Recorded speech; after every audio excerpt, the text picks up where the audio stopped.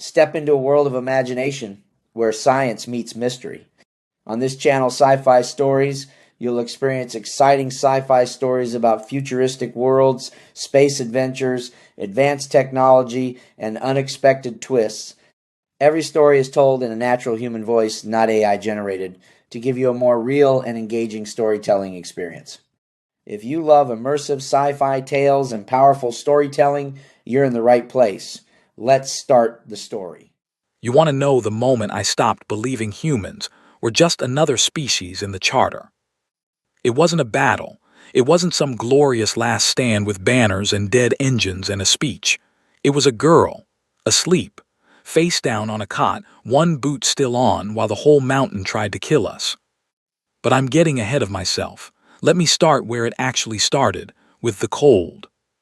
My name doesn't matter much for this, but you can call me Tavik. I'm Velshari, we're the tall gray ones, the ones with the second set of eyelids, the ones every other species in the galaxy thinks are naturally gifted soldiers. We hear that a lot. We believed it too. That was sort of the problem. Back then I was 19 of your years, give or take, top of my intake. I'd come up through the orbital prep schools where they teach you to hold a rifle before they teach you to hold a fork. My father was Fleet. His father was Fleet. I had medals waiting for me before I'd ever bled for one. That's the kind of cadet I was. The kind that's so sure of himself you almost want to slap him. And the place they sent us, the place this whole thing happened, was Corinhull. If you've never heard of Corinhull, count yourself lucky. It's a training world, not a nice one. The Coalition built the academy there on purpose because the planet itself does half the teaching. It's a tilted little rock with a long axis and a thin atmosphere, which means the winters don't come gently. They come like a fist. The northern range where they put the cadet barracks gets storms the meteorology officers don't even bother to name anymore. They just number them. Class 1 through Class 6. A Class 6 is the kind of storm where the wind doesn't blow so much as it leans. It leans on the buildings. It leans on the towers. You feel it through the walls, this low groaning pressure, and you start to understand that the structure you're standing in is the only thing between you and a death so fast you wouldn't even finish the thought. We were told Class 6 storms happen maybe once a decade. We got one in our second month. But before the storm, let me tell you about the intake, because that matters. You have to understand who we thought we were. 50 cadets, the best each homeworld had to offer. The Coalition does this thing where they pull the cream from every member species and throw them into a single brutal program, partly to train officers and partly, let's be honest, to see who breaks. We had Threll in our class, the four-armed ones from the gravity worlds, built like loading cranes.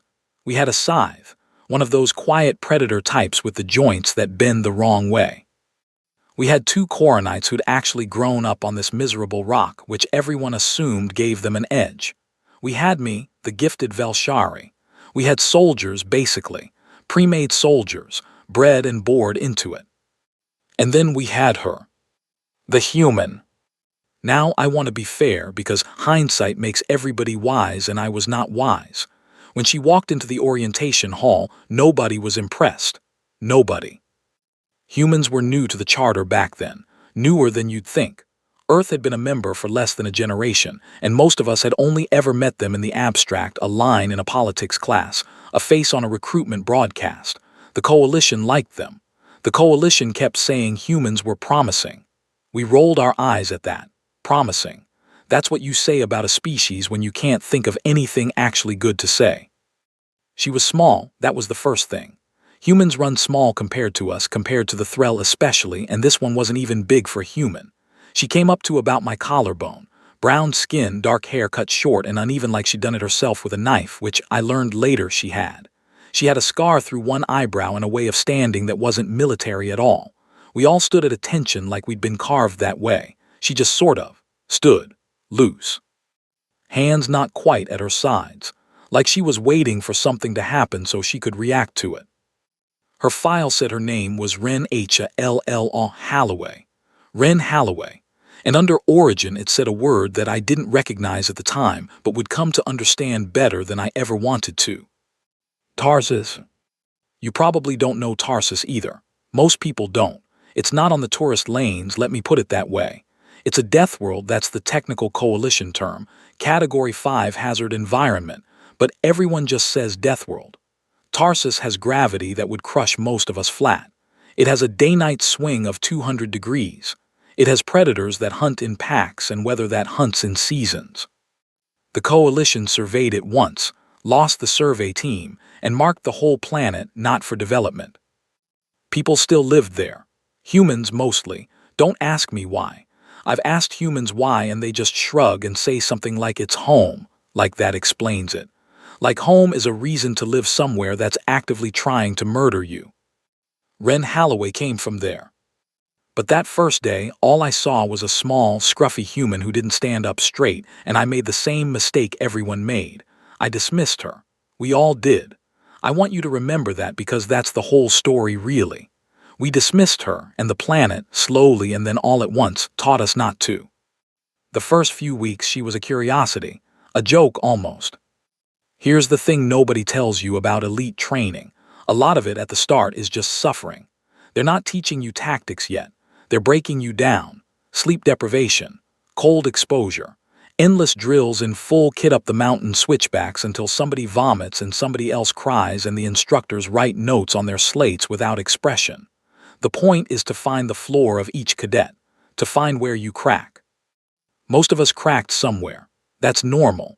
The Threll cracked on the breath-holding exercises gravity world species. Their lungs are built for thick air, and Corinhull's thin atmosphere left them gasping. The Scythe cracked on the heat-and-cold cycling. I cracked a little on the sleep stuff. I'd never gone that long without rest, and my second eyelids started flickering on their own, this awful involuntary stutter, and an instructor looked at me and said, "There's the floor, Velshari, and I have never in my life been so ashamed." Ren Holloway didn't crack on anything. Not because she was showing off. That's the part that's hard to explain. She wasn't trying. She'd do the up-mountain runs in full kit and arrive at the top not even breathing hard, and she'd look around at the rest of us heaving and retching, and she'd have this expression, not smug, not proud. Confused, like she genuinely didn't understand what was difficult about it. The cold exposure drills, where they'd march us out in light kit and make us stand in the wind until our cores dropped and the medics flagged us one by one. She'd stand there in the wind looking almost comfortable. Once I saw her tilt her face up into a gust and close her eyes like it felt nice. Like a warm breeze on a spring afternoon. I thought I'd imagined it. The thin air did nothing to her. The cold did nothing to her. The gravity Corinhull runs a little heavy, which wrecked the low-grav species. She walked around in it like it was less than she was used to, which I realized later it was. Tarsus has nearly twice Corinhull's pull. To her, this murder mountain we were all dying on was basically a vacation. Light gravity, mild weather, breathable even if thin. We started to notice. Of course we did. The Threll cadet, big fellow, called Drog, all 4 arms and a chip on every shoulder, he started watching her with this narrow look. The Scythe watched everyone, that's just what they do, but it watched her more. And I watched her because I was 19 and arrogant, and I could not stand the idea that this small, loose-standing human was outperforming me at the thing I was bred to be good at. So I did what arrogant young soldiers do. I decided she was faking. I genuinely convinced myself. I told the others late at night in the barracks that she had to be on some kind of enhancement, illegal stims, gene mods, something. Nobody just does this. Nobody's species is just naturally built to laugh at a planet that's breaking everyone else. I had a whole theory. I was very proud of it. Drog believed me because Drog wanted to.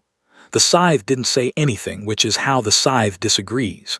And the 2 Coronite cadets, the ones who'd grown up on this rock, they didn't believe me at all.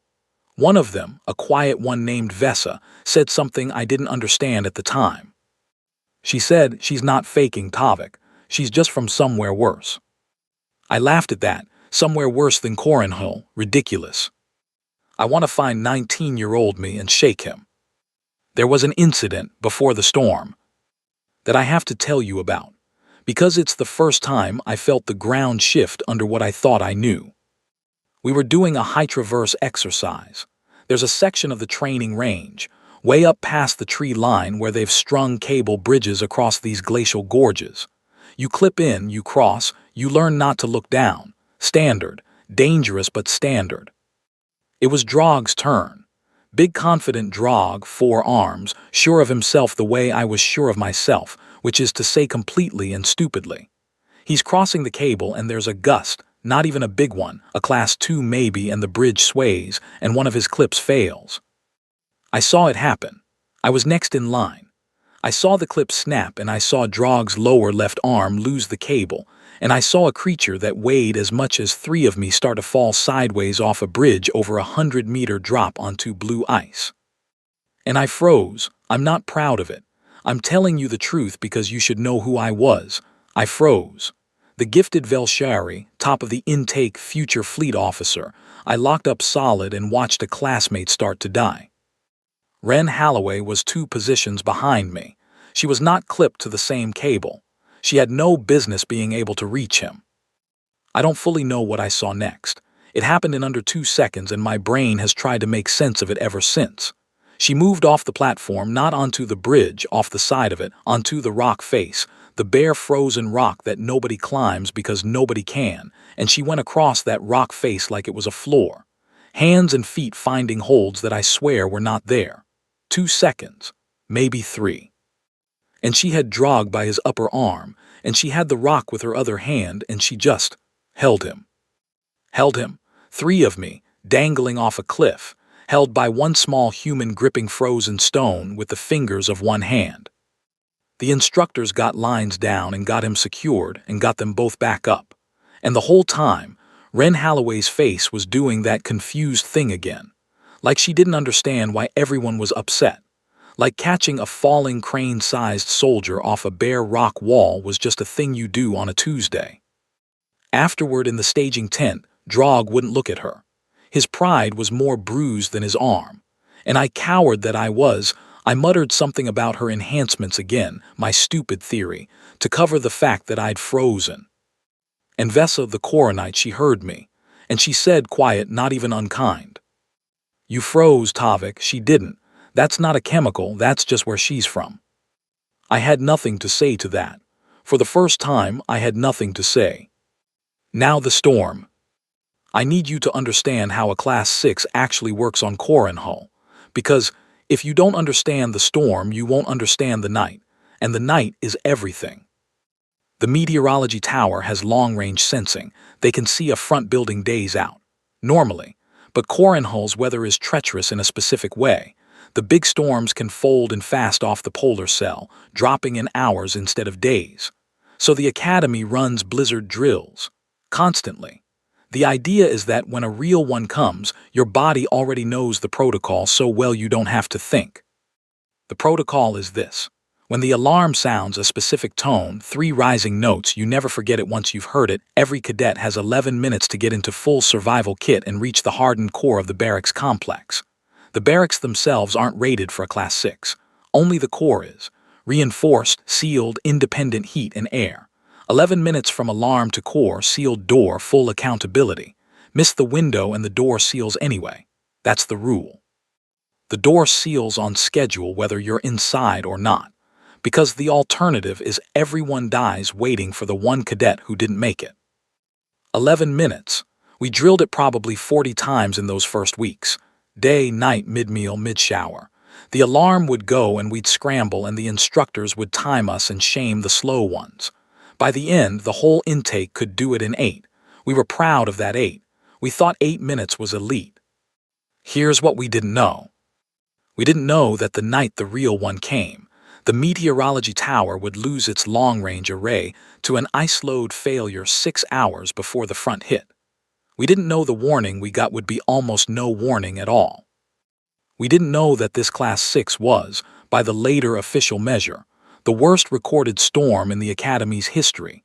They actually had to add a provisional Class 7 designation to the books afterward, just for this one, and then quietly retire it because nobody wanted that number to exist. And we didn't know, none of us knew, that the one cadet who would not respond to the alarm, the one cadet who would sleep straight through the 3 rising notes and the scramble and the panic and the begging, would be the only one of us who was never in any danger at all. But I'm getting ahead again. Let me tell it right. It was the dead middle of the night. Corinhull's night, which is long, the planet's tilt makes the winter nights run something like 30 of your hours. We were maybe 20 hours into one of those long, dark stretches. The whole intake was asleep in the barracks, which is one big hardened but not core-rated dormitory hall, 50 cots in rows, the heat running low to save power the way it always did at night. I was asleep too. I remember the dream, even I was home on the Velshari homeworld, somewhere warm, and somebody was knocking on a door, 3 knocks rising. And then I was awake, and the 3 knocks were the alarm. 3 rising notes, the blizzard tone in the dark. You have to understand, we'd heard that tone so many times it should have just been routine. But something about it at that hour in that dark, with the wind already, making the barracks groan in a way I'd never heard before. Something about it put ice straight into my chest before I was even fully awake. The lights came up to emergency amber. The instructor channel crackled on the dorm speakers, and a voice I didn't recognize, tight, fast, not the calm drill voice we were used to, said, "This is not a drill. Class 6 confirmed in closing. Front arrival estimate 19 minutes. Core seal in 11. Move now." 19 minutes to the front, 11 to seal, and the seal happens whether or not you're inside. For a half second, 50 cadets lay frozen in the amber light, and then the hall exploded into motion. I have never seen anything like it. 50 of the supposedly best young soldiers in the galaxy, and it was chaos. Survival kit is complicated. There's the thermal underlayer, the sealed outer shell, the rebreather collar, the boots that lock to the suit, the gloves that have to mate to the wrist seals or you lose your fingers in a Class 6. We drilled it 40 times. And in the dark at speed, with a voice in the speakers saying this is not a drill and the wind already leaning on the walls, half of us forgot how to do it. Drog got his rebreather collar tangled and panicked, all 4 arms working against each other. A threll panicking is a frightening thing. The scythe was fast. The scythe was always fast, but even it fumbled a wrist seal twice. I got my underlayer on inside out and had to start over, and I felt the seconds going, and my second eyelid started that involuntary stutter, the shame flicker, and I hated myself and kept moving. 8 minutes we used to do it in. 8 calm minutes in daylight at the end of a drill. This was not 8 calm minutes. And in the middle of all of it, the scramble, the swearing in 9 languages, the instructor voice counting down the seal timer over the speakers. There was 1 cot, 3 down from mine, where nobody was moving. Ren Holloway was asleep. I noticed because I was right there. I noticed, and my first thought, my genuine honest first thought was, she's faking again, some show-off thing. She's going to leap up at the last second and saunter to the core to make us all look bad. But she wasn't faking. She was asleep. Truly deeply asleep on her stomach, 1 boot still on from the day, 1 arm hanging off the side of the cot, and she did not stir. Not at the alarm. Not at the lights. Not at 50 panicking cadets screaming around her. The wind picked up another notch and the whole building moaned, this deep structural groan, and a cadet near the door, one of the smaller species, I won't name them, just started crying. Openly. We were 2 months into being elite soldiers, and one of us was crying in their survival suit because the planet was making the building cry too. 8 minutes to seal, said the speaker.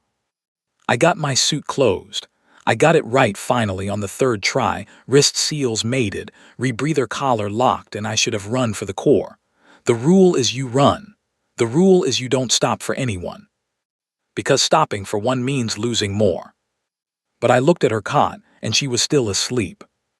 And something in me, not bravery, I want to be clear, I was not brave that night. Something in me couldn't leave her there to be sealed out and frozen for the crime of sleeping. I crossed to her cot, and I grabbed her shoulder, and I shook her, hard, and I shouted her name. Holloway Wren, Class 6, get up, get up. She woke up the way I imagine a predator wakes up. Instant, fully there. 1 moment asleep, the next her eyes open and clear and fixed on me. No grogginess at all, just a cold, flat assessment, hand already half moving toward, I realized later, a weapon she didn't have because we weren't issued weapons in the barracks.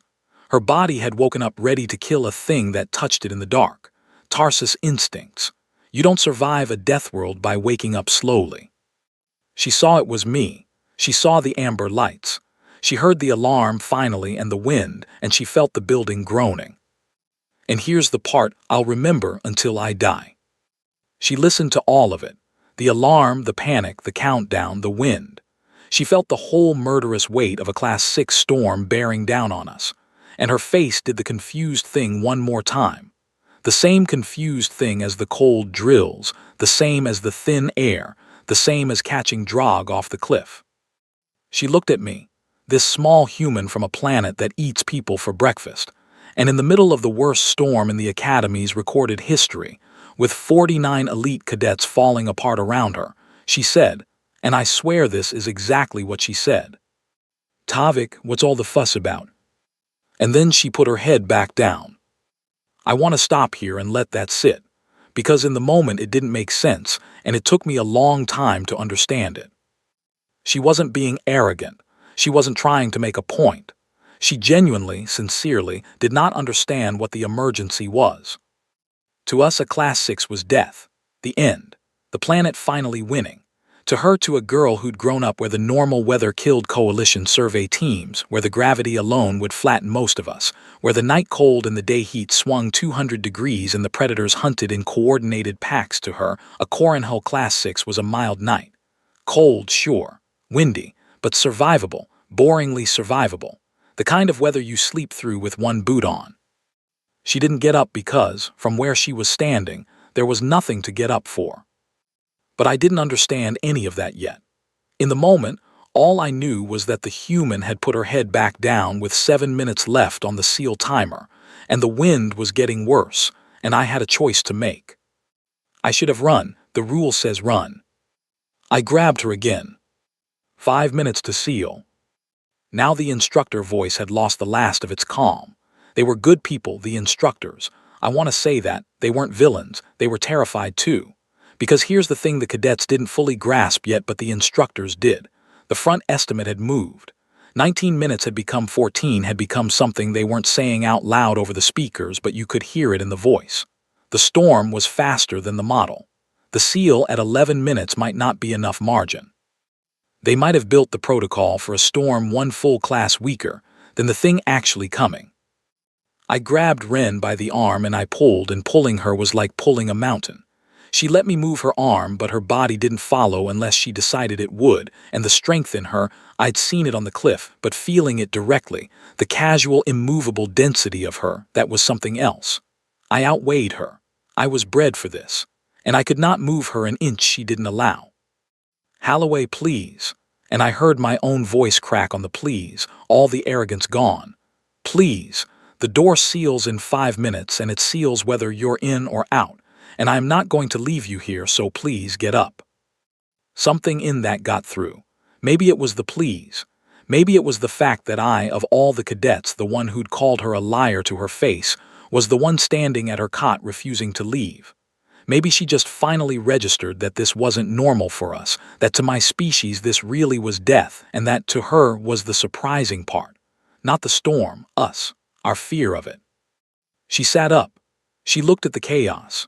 She looked at the crying cadet by the door, at Drog still fighting his tangled collar, at the scythe pressed flat against the wall with its joints locked in a fear posture, at the amber light and the groaning building and the speaker counting down our lives. And the confusion on her face changed into something else, something I'd never seen on her before. Understanding, and under it, just for a second, something almost like grief. Because I think that was the moment Ren Holloway understood, really understood, what it meant to be the only one in the room who wasn't going to die. I think she'd spent 2 months assuming we were all like her, just slower, just lazier, just complaining. And in that amber-lit moment, watching us fall apart in the face of a storm she could sleep through, she finally got it. We weren't her. This was actually going to kill us. And she was the only one of 50 who could do anything about it. She stood up off that cot and her whole posture changed. The loose, waiting, off-duty Ren was gone. What stood up was something the Deathworld had made and the Coalition had never seen, and it looked around the barracks once, fast, counting, and it said in a voice that cut clean through the panic and the wind and the speakers. Nobody is getting sealed out. Listen to me. Every one of you is getting through that door. Do exactly what I say. And 49 elite cadets, the supposed best of every world in the charter, stopped panicking and turned to look at the small, scruffy human who didn't stand up straight. Because in the worst moment of our lives, she was the only one who wasn't afraid. So there she was, standing on a cot in a barracks that was starting to sound like it was in pain, telling 49 of the galaxy's best young soldiers to do exactly what she said. And the strange thing, the thing I've thought about 100 times since, is that we listened. You have to understand how unlikely that was. We were proud. Every one of us came from a world that thought it was the best world. We had Threll who'd never taken an order from anything smaller than a transport. We had a Scythe whose whole culture is built around not deferring to anyone. We had me, the gifted Velshari, who 2 weeks earlier had stood in a tent and called this girl a liar. And in that amber light with the seal timer ticking, every single one of us shut up and turned toward her. I think it's because fear has a smell. Not a real smell, you know what I mean. A feeling. When everyone in a room is afraid, you can feel it. It bounces around and gets louder. And when one person in the room isn't, when one person is genuinely, bone-deep calm in a way that isn't an act, you feel that too. It's like a still point. Your eyes go to it without you deciding. Your body wants to stand near it. Wren Holloway was the still point. 4 minutes to seal, said the speaker. She jumped down off the cot and she was moving before her boots hit the floor. You, she pointed at me. You're with me. You do the runs, don't argue. Drog. She crossed to the big Threll who was still fighting his rebreather collar, all 4 arms tangled in the strap like he was wrestling a snake. She didn't slow down. She just reached up. She had to reach up. He was twice her height, grabbed the collar, found the snag by feel, popped it, and seated it on his neck in one motion. Click. Locked. Breathe. You're fine. Go stand by the door and do not go through it until I say. Drog, who outweighed her by 300 kilos, who had a chip on every one of his 4 shoulders, said, "Yes." Just that. Yes. And went and stood by the door. I'd never heard Drog say yes to anyone. She went down the row like that. Fast, so fast. The crying cadet by the door, I'll tell you now, it was one of the Lumii, the little luminous ones from the ring worlds, and they cry light, it leaks out of them when they're terrified. The whole corner was glowing. She crouched in front of them and said something low I didn't hear, and put both hands on the sides of their face, and the glow steadied. Didn't stop, but steadied. The Lumii nodded and started getting their gloves on with shaking hands, and Wren was already 3 cots away. The scythe was the hard one. It was locked up, joints bent into the fear posture, that awful folded shape they go into when their predator brain decides the threat is too big to fight or flee. You can't talk a scythe out of the fear posture. Everyone knows that. It has to come out on its own. Wren got down on the floor next to it, on the floor, in the middle of all that. And she did the strangest thing. She folded herself into the same posture, matched it, got low and small and tucked the way it was tucked so they were eye to eye, 2 predators in the dark. And she made a sound. I can't describe the sound. It was low and it came from her chest, not her mouth, and it was a sound I did not know a human throat could make, and the scythe's locked joints moved, just slightly. It uncurled one limb. Then another. I found out later that the scythe homeworld and Tarsus have a kind of parallel evolution, both hunting worlds, both with apex pack predators, and the human packs and the scythe packs develop some of the same signals because the math of survival is the same everywhere. She wasn't talking it down. She was telling it, in the oldest language there is, "You're in my pack, get up, we move together." The scythe got up. It looked at her for one long second with those flat, reflective eyes. And it followed her like a shadow for the rest of the night. 3 minutes to seal. Here's the part where it stopped being a rescue and started being a problem of math. The barracks hall has one route to the core. Down the central aisle, through the antechamber, through the inner door into the hardened core. The inner door is the one that seals. Normally, in a drill, 50 cadets file through in good order in maybe 90 seconds. Easy, plenty of margin. But we weren't in good order. We were scattered, half-suited. Some still fumbling. And the antechamber is a bottleneck. It only takes so many bodies at once, and if you crowd it, you jam it, and a jam at the door with 3 minutes left is how everybody dies. Wren saw the bottleneck before any of us did. I watched her see it. She stopped in the middle of the aisle for exactly 1 second, head turning, and I could almost watch her run the numbers. 50 bodies. 1 door. 3 minutes. Some fast, some slow, some still suiting. New plan, she said, and her voice carried over everything. We go in waves. Suited and ready, you go now. You don't wait for anyone. You get in the core and you get against the back wall and you make room. Not suited, you suit by the door in the antechamber where I can see you. Tavik runs the floor. Anyone face down, anyone frozen, he brings to me. Move. And it worked. It worked because it was simple and because she said it like there was no other possibility. The ready ones surged for the door, controlled, not a panic, a stream. The half-ready ones moved to the antechamber and finished their seals where she could watch. And I ran the floor, me. The cadet who'd frozen on the cliff bridge. She put me to work and I found I could do it because she'd given me one job, one simple job, find the stuck ones and bring them. And a simple job is a thing you can do even when you're terrified. I dragged a half-conscious cadet who'd hit their head in the scramble. I found one wedged in panic between two cots and I hauled them out and shoved them at the antechamber. I did 3 runs, 4. My eyelids were stuttering the whole time, but my hands worked. She'd done that on purpose, I realized later. Given me the job. She'd seen me freeze on the cliff and she'd seen me come to her cot anyway, and she understood something about me that I didn't understand about myself. That I broke when I had to choose, and I held when I was told. She didn't shame me for the freeze. She just handed me a thing to carry and pointed me at the floor. That's a kind of leadership they don't teach at the academy. I don't know where you learn it. Maybe you learn it on a planet where everyone has a job because the alternative is everyone dies. Minutes to seal. Wind changed. I want to try to describe this because it's the thing I have no words for and I'm going to try anyway. Up to that point the storm had been a sound and a pressure. The groaning, the leaning, bad, but a thing happening to the building. At 2 minutes the front actually hit. The leading edge. And the sound went from a groan to a scream, not the speakers, the air itself. The wind finding every seam in the structure and screaming through it, and the whole barracks shifted. I felt the floor move under my boots. A hardened building anchored into bedrock and I felt it flex, and the temperature dropped. Inside, through the walls. You could watch your breath go from nothing to fog in about 4 seconds. The heaters were running full and losing. The lumii in the antechamber flared bright again, pure terror light, the whole room going white-blue with it. That was the moment the begging started. I told you in the title that 49 cadets begged to quit, and I want to be honest about what that means because it's not what it sounds like. They weren't begging to leave the program. You can't leave anything in a Class 6, there's nowhere to go. They were begging in the older sense, the animal sense. When the building flexed and the cold came through the walls and the air started screaming, cadets started making sounds I'd never heard from soldiers, pleading sounds. Get me in, get me through, I can't, please. A few of them just said it over and over. I quit, I'm done, I can't do this.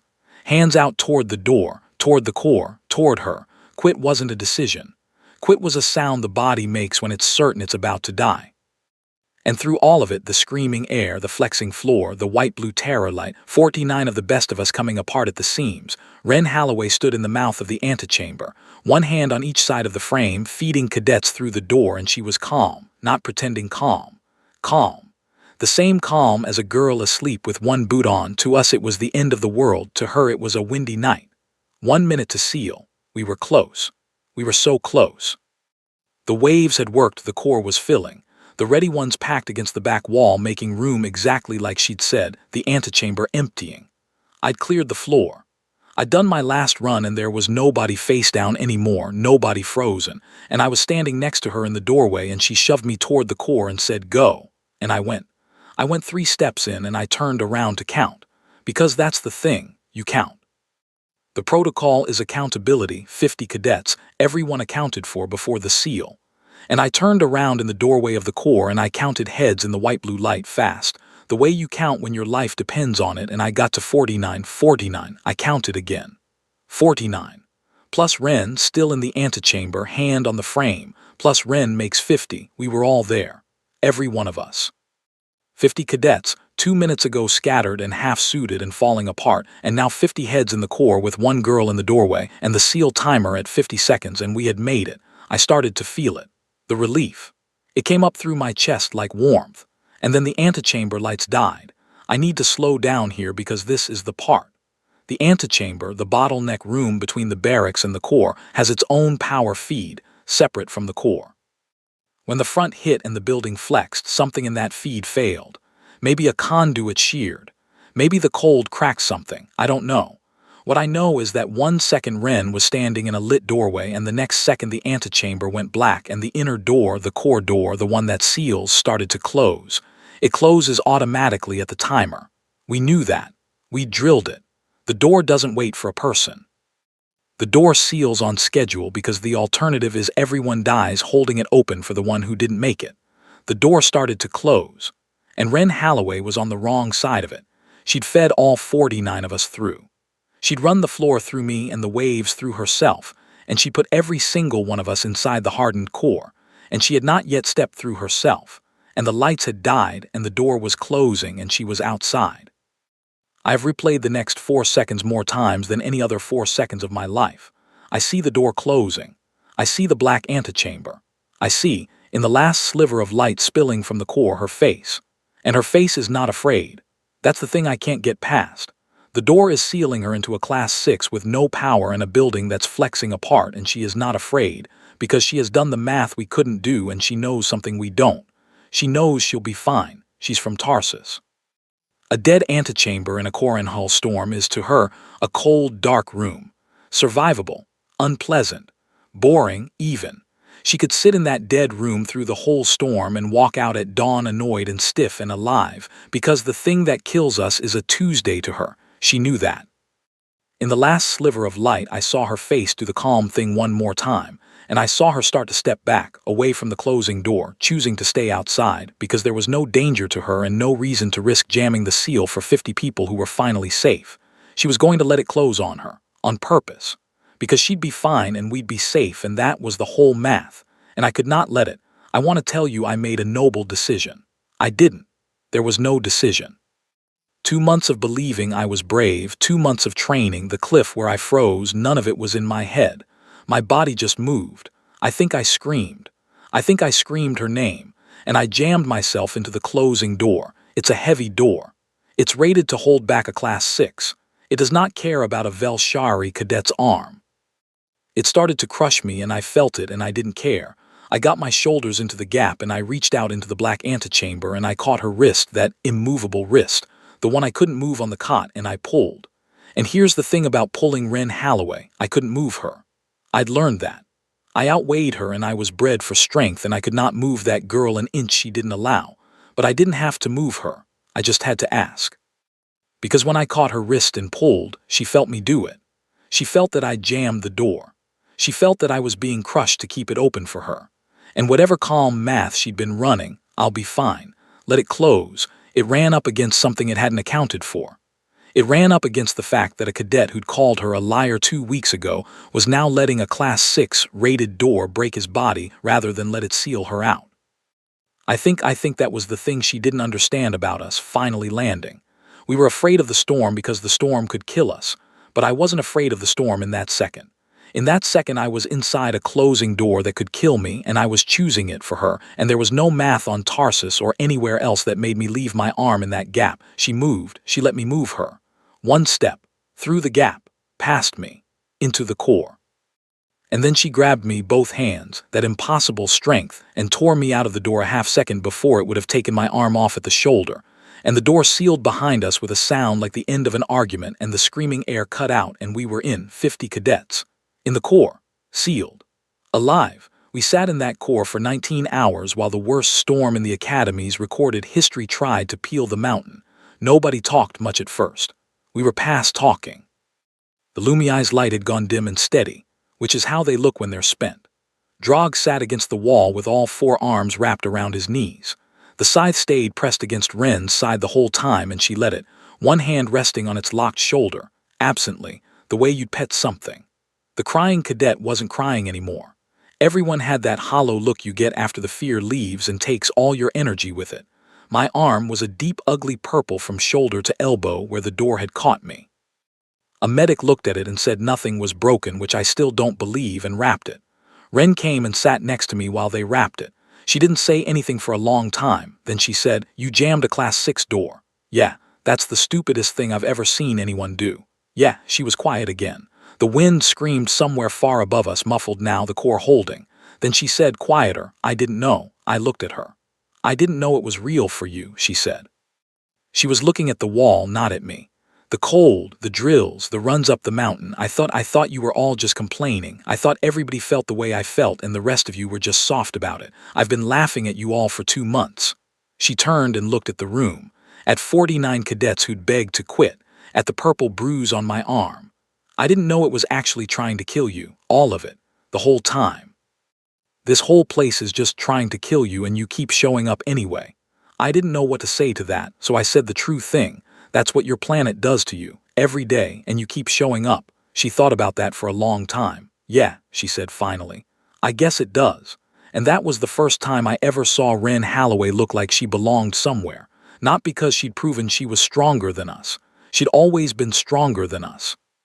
But because for the first time she understood that we were doing, every single day, the same thing she did, getting up and facing a world built to break us. And the only difference was the size of the world. Her world was bigger. That's all. She just never had to notice ours could hurt. The aftermath quickly, because you'll want to know.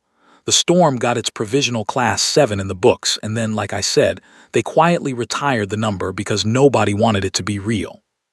Every cadet survived. 50 for 50.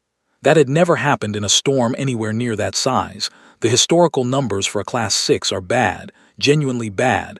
The Academy lost cadets in the last one a decade back, and that one was weaker. 50 for 50 in a class 7 was not supposed to be possible. The instructors knew why. They'd been watching the core feeds the whole time. They'd seen a small human in a doorway feed 49 panicking cadets to safety and run the waves and break the bottleneck and talk a scythe out of the fear posture in its own language. They'd seen everything. There was a review. There's always a review. And in the review they asked Wren why she hadn't responded to the alarm, why she'd slept through it, and she told them the truth, which is that to her it hadn't registered as an emergency because it wasn't one. For her. And they wrote that down, and somewhere in the coalition, a meteorology officer and a xenobiology officer had a very long conversation about exactly what the word Deathworld implies about the people who come from one, and exactly how badly the rest of the charter had been underestimating them. That conversation, I'm told, is part of why the coalition started taking human cadets a lot more seriously. Why the recruitment broadcasts stopped saying, promising, and started saying other words. Why a few years later, when there was real trouble out past the rim, the kind of trouble I'm not going to get into here, humans were the ones they sent first. It started, in a small way, in a sealed core on Corinhull, with 50 cadets who lived because one of them couldn't understand the fuss. Drog apologized to her. That surprised me more than anything. The big proud Threll, who'd refused to look at her after the cliff, came up to her in the mess a week later and said, in front of everyone, that he'd been wrong about her, and that she'd put a rebreather on him when his own 4 hands couldn't, and that he owed her. She told him he didn't owe her anything. That's not how it works. You don't keep score when you're in a storm together. He didn't understand that at first. It took him a while. It's a Deathworld idea. You don't keep score, you just get everybody through, and the rest of us had to learn it the way you learn a second language. Slowly, badly, but we learned it. The scythe never left her side again the whole rest of the program. Some pack bond formed in that black antechamber that doesn't come undone. When we graduated, they stood together. They got posted together. Last I heard, they still serve together. 2 predators from 2 different hunting worlds. And I'd pity anything that came at the 2 of them at once. And me. The gifted Velshari who froze on the cliff and jammed a door with his own arm. She and I never talked about it much after that night. We didn't need to.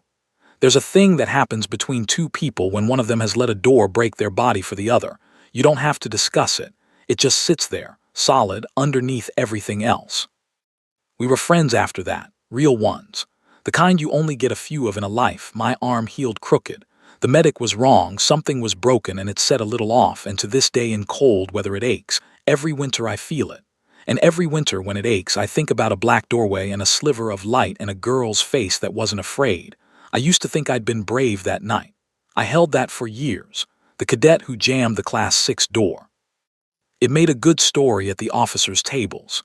But I'm older now, and I've thought about it more honestly, and here's where I've landed. I wasn't the brave one that night.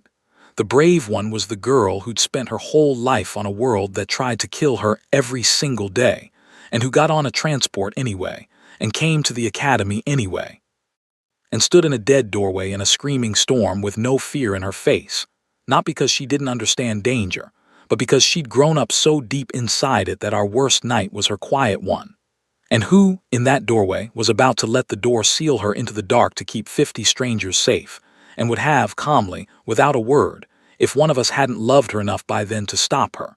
That's the thing about people from Deathworlds. You think the planet makes them hard. And it does. But that's not the part that should scare you. The part that should scare you, the part that should make every other species in the charter sit up straight, is what a world like that does to a person who decides to be good anyway. We spent 2 months thinking we were the elite, the best of 50 worlds. And we learned in one night in 11 minutes and 19 hours that the strongest soldier any of us would ever meet was a girl who slept through the apocalypse with one boot on and woke up and saved us all, and never once thought she'd done anything special. She just thought we'd made a lot of fuss. Maybe we had, but I'd make it again. Every storm, every time, for her, I'd jam the door again.